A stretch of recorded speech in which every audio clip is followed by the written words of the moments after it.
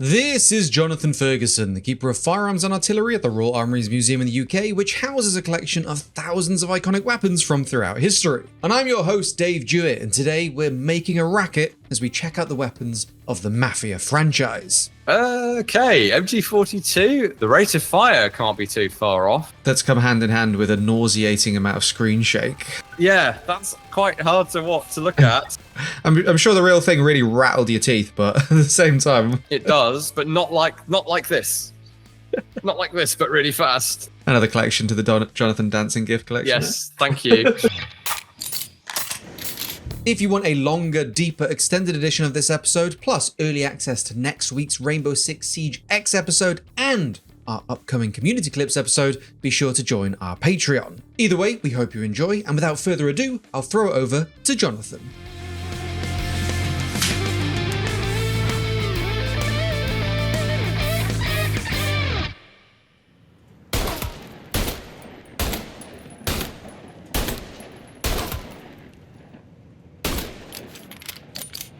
Here we go with Mafia. First one, I'm guessing. Right away, we do have an issue here. Well, let's first of all compliment them on one-handed firing, which, as discussed previously, is correct for this era. But then we immediately dock them a point for having the hammer down the whole time. This is a single action. Well, frankly, even if it was double action, the hammer should still go back at some point. It's a decent model, I think, for the era. It might be a little too large in his hand in third person over the shoulder view anyway. Anyway, so this is the Colt 1911A1, which is when's this set? Isn't it like 1942 or something? So I just double checked. Set between 1930 and 1938. Oh, okay. That's all right then. Although I still think more likely you would be looking at a commercial 1911, not A1. And probably not with that grey Parkerized wartime finish. The answer's in the question. It's a wartime finish. And for me, they've copied one of these from the 1940s. And that hammer should be back, or it wouldn't do anything. The speed reloads, maybe that's not something you'd see people do. Once you've been in your first gunfight like this, you probably learn how to do it. I mean, of all the early-ish pistols, the 1911 was always pretty good for being able to reach the catch with your thumb, and B, for the mag ejecting clear very readily. So we did see there's one modern. So I think that the reload is fine. That's something that someone who shoots a lot at the time would be able to do and would learn to do. Except that I'm a little skeptical of him doing the overhand racking thing. I do the received wisdom at the time was very much like this. Maybe slingshot it like that, and he is doing a much more modern technique. Now, there's nothing to say that someone wouldn't come up with that independently. If he was trying to be strictly kind of period about it, I would have done it the other way. Gotcha.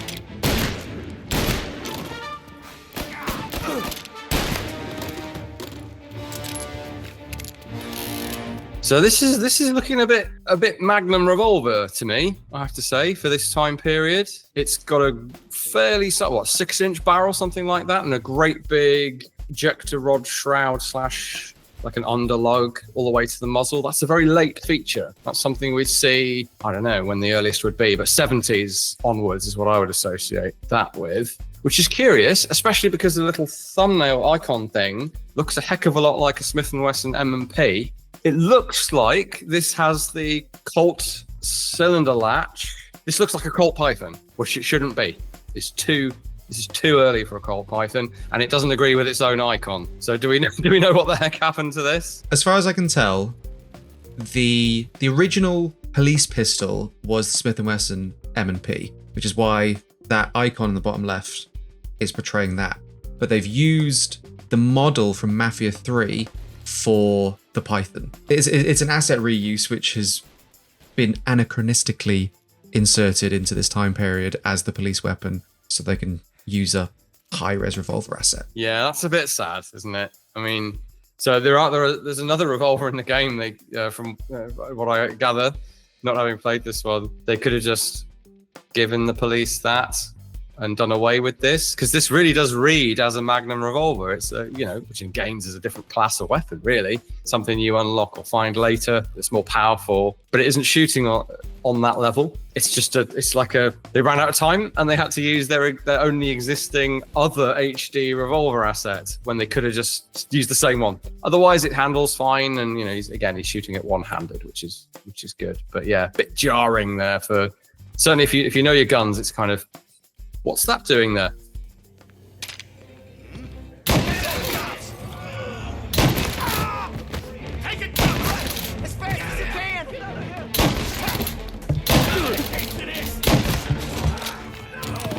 All right, shotgun-wise, 870, and it looks to agree with its thumbnail this time. That's weird. So the model looks okay. We all know what an 870 looks like. There's a round in the chamber every time he pumps it, even after a case has ejected. And meanwhile, I'm getting a ticket. Well, the player character's getting a ticket for disrupting the peace. I don't seem that bothered that there's a bunch of buckshot in this person's wall.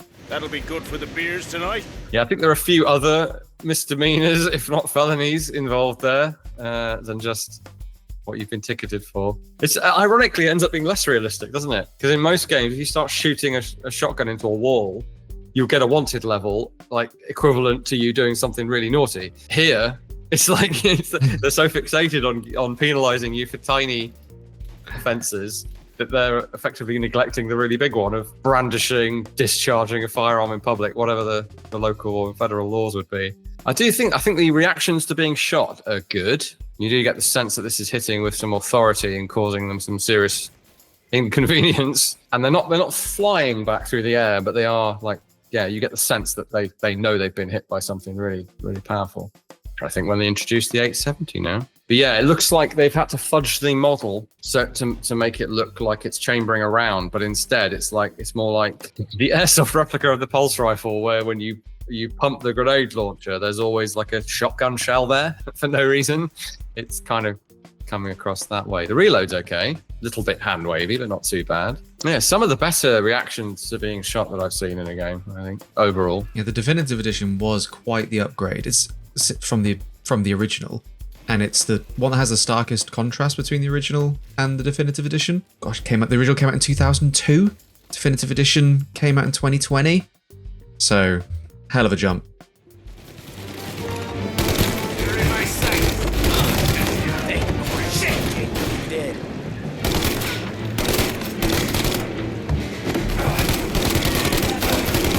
Come on, Tom, finish him. Checking out over here. Right, Tommy gun. Of course, we've got a Tommy gun. Thompson submachine gun, if you prefer. Decent model. That's a nice view of it there. Now, so this is a 1920. It's purporting to be, I believe, a 1928 model, but it has the wrong rear sight. The 1921 and the 28 have this ridiculously elaborate rifle sight that they really shouldn't have had, because the notch on the top is awful for close quarters. And you never need to shoot this thing beyond close quarters anyway. But anyway, that's a criticism of Thompson/Auto Ordnance, not the game. So they've got the cocking handle on the top, which is correct. They've got the wrong rear sight. And sadly, it is firing from a closed bolt when it should be firing from an open bolt with the cocking handle to the rear. And given when this was remade, that's a bit of a mistake. I quite like the melee with the Tommy gun. If you've ever held one of these things, like 10 pounds plus, it absolutely would make a capable melee weapon, albeit it's a bit short. And what looks to be the 50 round drum, as I have fitted to this one. Is there a 100 round drum in this one, Dave? No, it's just the 50. Shame. You can see the size difference there. Rate of fire, sound, even the muzzle flash, all looks pretty good. Now, ripping the drum off the bottom of the gun.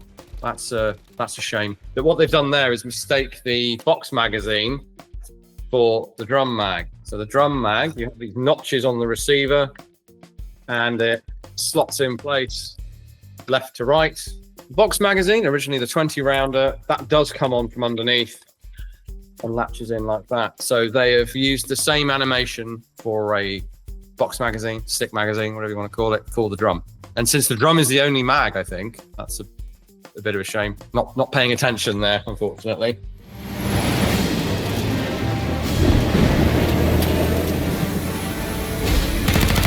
Shit!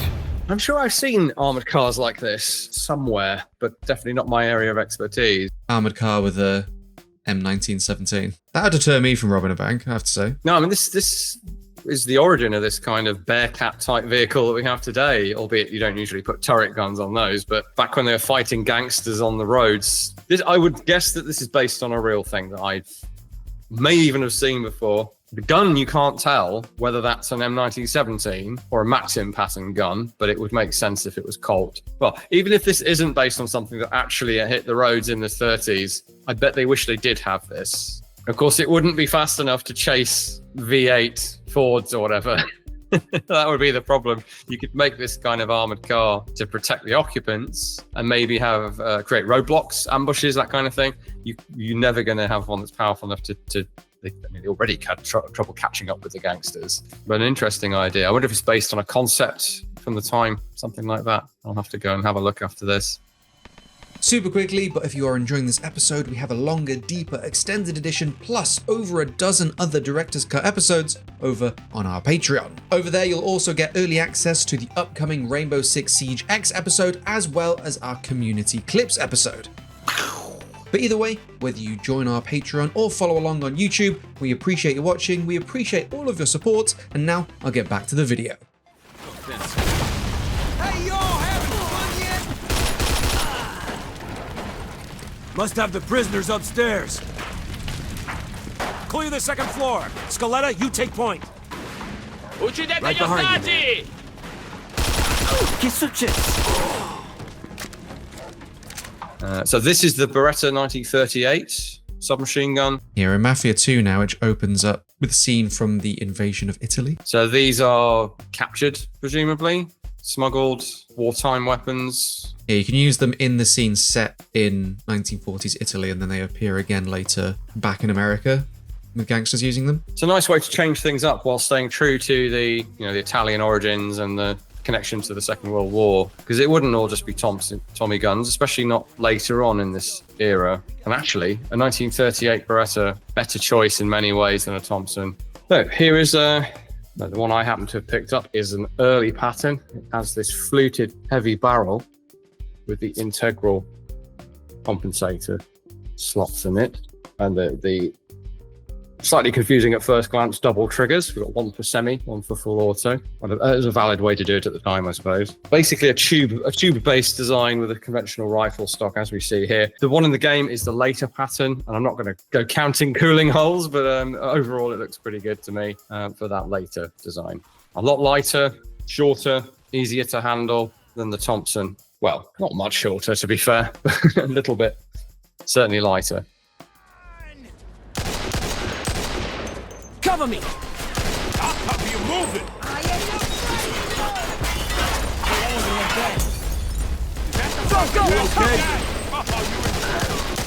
And where would we be in a World War II era gangster game without an M1 Garand? I suppose they'd have been a bit rarer on the streets, given that they've only been issued en masse for a few years. But still, they were around and they were very much mass produced. So, and we have our initial level in the actual war as well, where of course they make a lot of sense. Do you know how common it was for wartime weapons to find their way back into America and then used for criminal activities? I was just thinking about that. I think a lot more common for enemy weapons, because of course US kit has to be accounted for. So you'd be looking at smuggling, and it's going to be easier to smuggle enemy kit than GI. Although obviously if guys in your squad are killed, maybe a rifle goes sideways if you are already affiliated with a gang. I don't know. I don't think there's been any serious research done on that kind of thing. Otherwise, it looks pretty good. Maybe the ejection's a little lethargic there. Take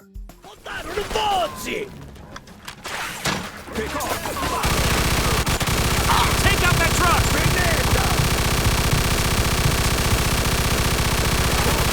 Let him have it. Okay, MG42. This crops up in the main game, I assume, as well as in the World War II prologue. Yeah. That's a little harder to swallow, I guess. It's quite a big, heavy gun to get back. The cartridge cases coming out look like pistol caliber. The rate of fire can't be too far off. That's come hand in hand with a nauseating amount of screen shake. It really does. Now that's quite hard to look at. I'm sure the real thing really rattled your teeth, but at the same time, It does, but not like this. Not like this, but really fast. another collection to the Jonathan Dancing gift collection. Yes, thank you. I appreciate the effort to convey that, but it doesn't really work, I don't think. And there's no recoil, so he's just resting that on the support there. You really have to sort of push into these things to sort of counteract that constant push of the burst of fire that you're giving. So it's almost like they go, well, it's a mounted gun, it's not going to move. Well, it isn't mounted. It's not on its sled mount or whatever. It's not on a bipod even with you pushing into the bipod. It's just sitting on the sandbags, I think it was there. So it really, there should be some sense of him having to fight it forward from just sliding back off. Yeah, don't know. The model of the gun looks fine, but the way it's kind of implemented is a little questionable. Like father, like son. I veto.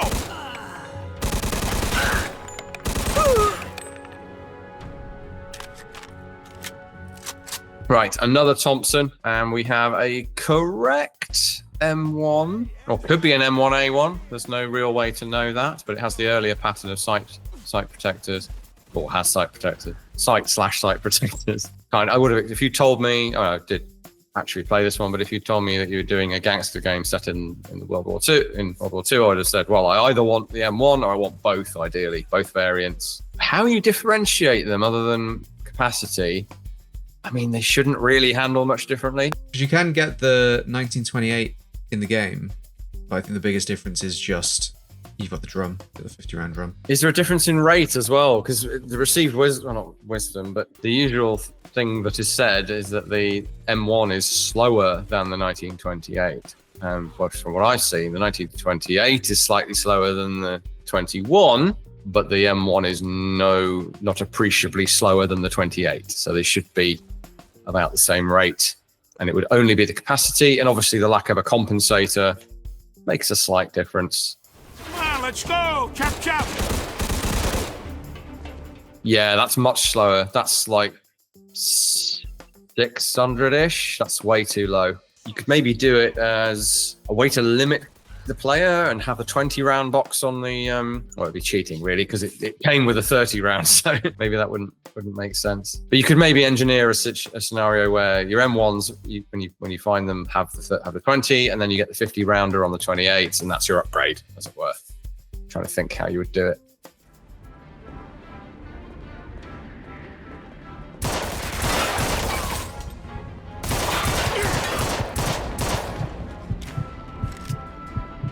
It's my old friend, the broom handle. Later pattern, like this one. We've gone back to the milled panels, and we have the small ring hammer there, which is pretty much the type of broom handle you're going to come across in 1940 whatever. So what caliber is this one in, Dave? So that's another weird gameplay concession. When you buy it from the gun shop, it's portrayed as having 45 ACP. Okay. And he didn't pick this one up in China, so... Now, is that because they have the Colt 90? They just want to standardize pistol, self-loading pistol ammo as one type of ammo? Yeah, because there is a 1911 as well, but there's a couple of revolvers that have unique ammunition. I just think they didn't want to model too many types of ammunition just because of the gunshot mechanic. So they've given it 45. Well, what they could have done is just call it pistol ammunition, short for self-loading pistol ammunition if you're British, and then they could have had revolver ammunition, and then you wouldn't have people going, I think you'll find that should be in 9mm or 7.63. This is 7.63.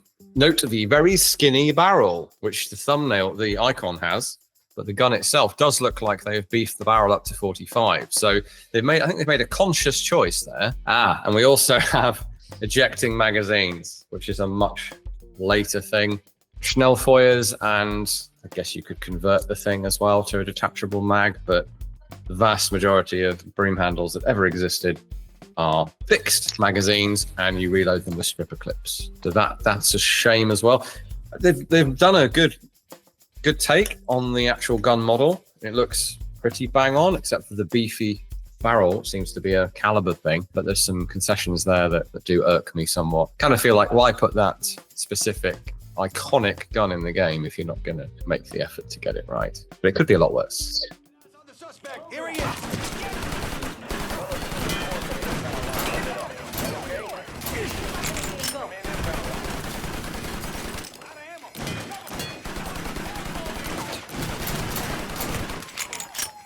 Oh, hello. We've clearly ended up in the future with an AMT auto mag. We've jumped forward again, so this is Mafia 3. I like the hip firing. That's good. So you can either aim or sort of shoot from the waist or the chest.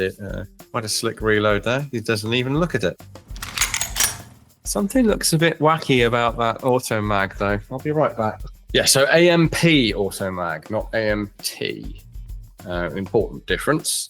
Now, looking at the model, am I going mad, or is there some significant change there? So we have a huge great ejection port for 44 Magnum, of course.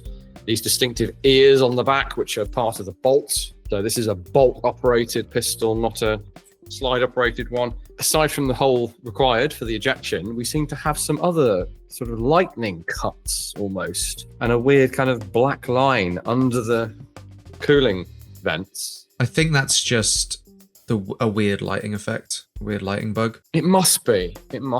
Which makes me think that the others are too, except that this really should be a smooth, continuous piece of curved stainless steel. There shouldn't be anything. There looks to be an actual cutout here. They've put a vent here, and then here, and then here, and then here. 1, 2, 3, and then a mythical vent. You can't put a vent there. That's needed to thread the barrel into. So I think that's a mistake. God protects me.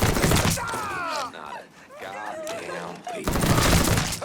This thing is curious. Now I was intrigued about this when you sent me the list of guns that would feature, and I did get a sneaky peek. And I don't entirely agree with IMFDB on this, but they are correct that the basic configuration of the sights, certainly on this, in concert with a straight mag, really does look like the old MP54 prototype of the HK. But this has modern Call of Duty syndrome, in that the lower receiver or trigger group is way too short. I think it's the opposite problem in COD, but anyway. The gun's proportions are not right for either a modern MP5 or for the prototype that it's presumably inspired by, because it's a very specific choice of the rear sight of a different design halfway down the receiver, and then not the iconic enclosed loop protectors of the MP5. So someone has seen a picture of the prototype and used that as their legally different MP5, which is quite creative thinking, but in the process they have made the gun too short, too small. Couldn't work as it exists. Well, it could if you made a completely new lower receiver group for it, and yeah, I don't know, the proportions are kind of off because of that. So the MP5 design, I think, finalized 66. The earliest one we have is 1968, and it becomes somewhat prolific in the 70s. It's maybe, I guess that's the logic. There may not be a legal difference thing, or well, both actually, but the choice of something that looks more like the prototype, maybe because they're thinking, well, someone thought either that looks cool and different, or it will get us out of a legal bind potential, or it fits our time period better, but it sort of doesn't really. No one would have got their hands on a prototype MP5, let alone one that doesn't look right in the first place. It ends up coming off as like generic GTA submachine gun rather than a clever historical reference, unfortunately.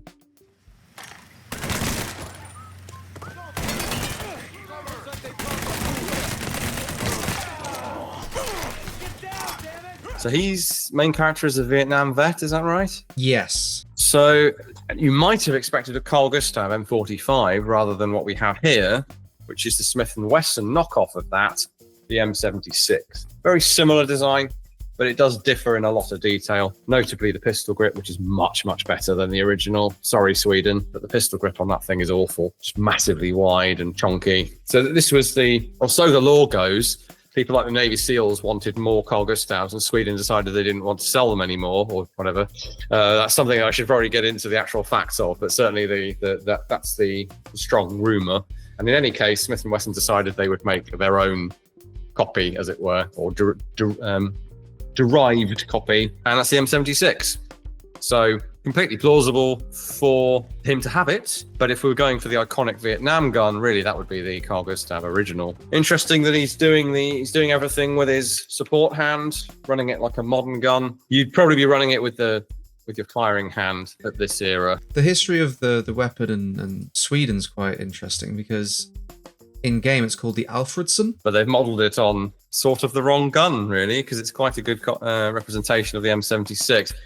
Classic movie hold on the magazine there. I'm sure that would work fine on this, to be honest with you, but it's not recommended. You'd be better off holding it like this around the magazine well. Not great to put leverage on a magazine like that, but absolutely what people would do in this situation. Well, then maybe not a trained soldier. He might well avoid doing that. Yeah, the under AK load is interesting. It works. You can do it, obviously, and maybe he's developed that as a technique.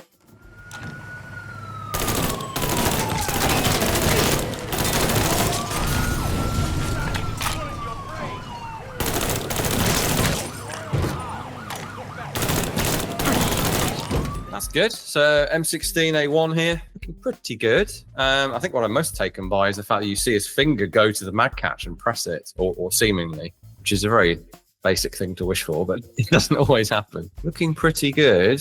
Carry handle maybe looks a little tall, proportions-wise, to the rest of the gun, but that might just be the angle. Certainly, there's been no need to make it legally different.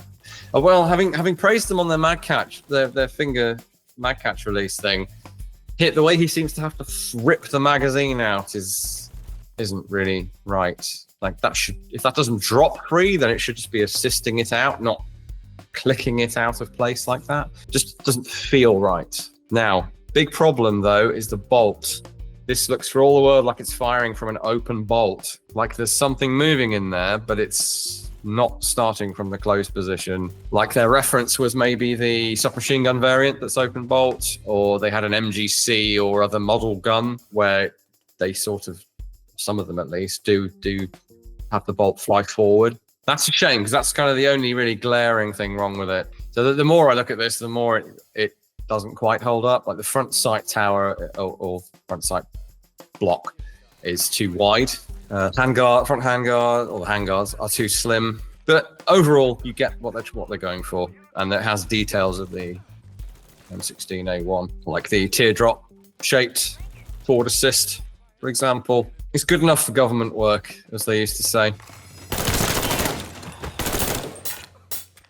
Thank you all so much for watching. Let us know in the comments what other games, movies, TV shows or beyond you'd like to see featured on the channel. As always, a huge shout out goes to all of our patrons for supporting EXP and for helping make these episodes happen. Links to support the Royal Armouries will be in the description below, as well links to all of EXP's social accounts. But until we see each other again, thank you again for watching, liking, commenting, all of that good stuff, and we will see you real soon.